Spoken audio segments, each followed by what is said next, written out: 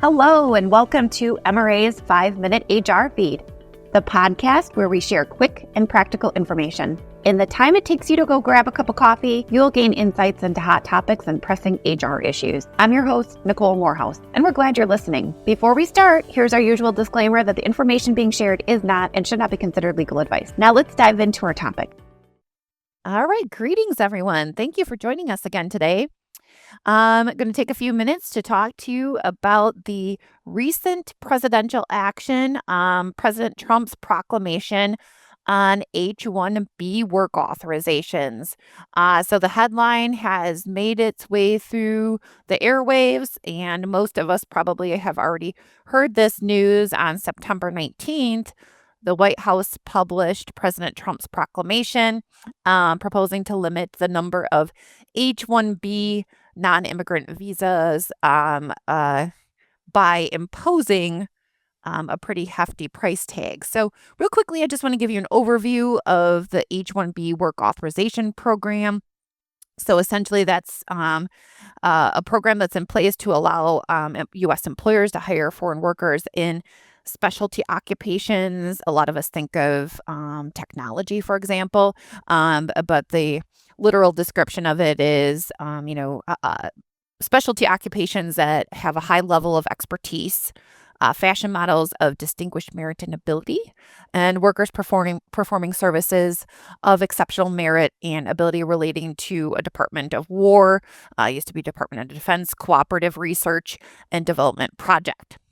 So while that program is intended to fill gaps in the U.S. workforce, it has been, in some circles, a topic of debate regarding its possible impact on U.S. workers, especially when you think about new U.S. citizen college graduates who are trying to seek jobs in what are, kind of entry-level positions that require specialized education, but entry-level with that specialized education.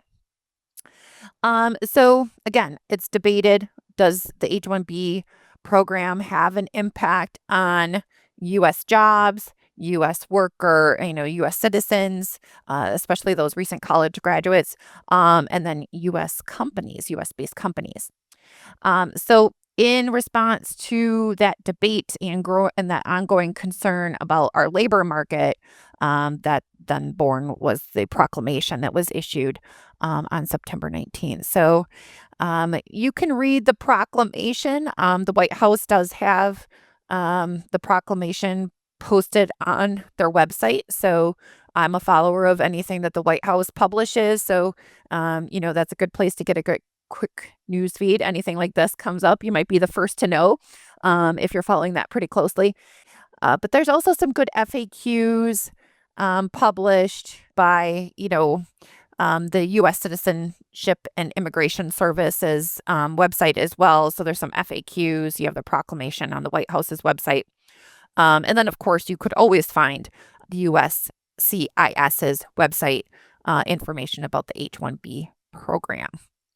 So getting down to things, that big price tag, in terms of the H-1B visa petition, it's very specific, it's temporary, it's narrow in scope.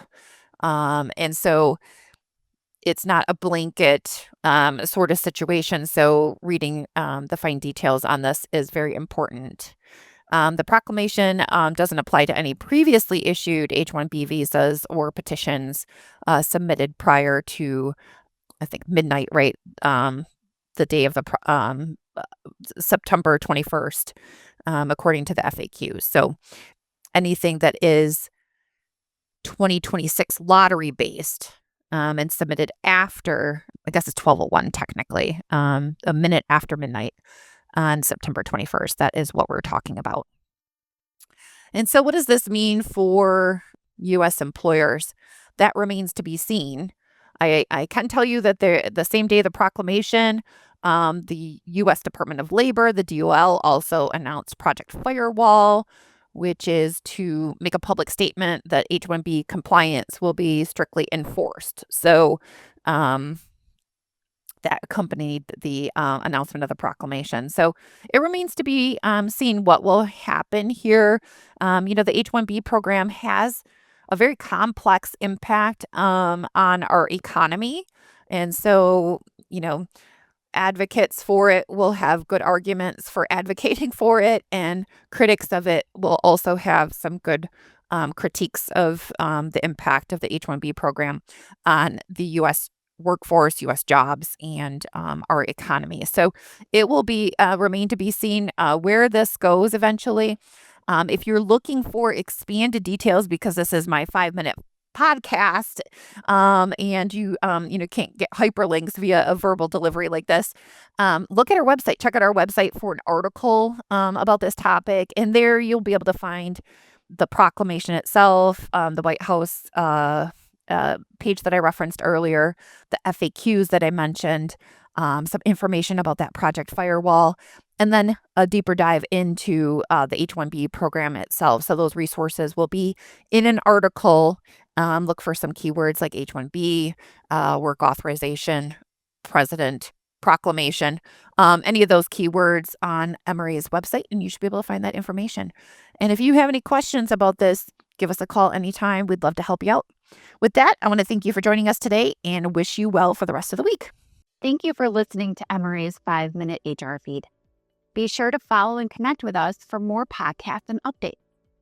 If you're a member and have questions, you can always connect with MRA's 24/7 HR hotline by emailing infonow@mranet.org or by calling 866-474-6854.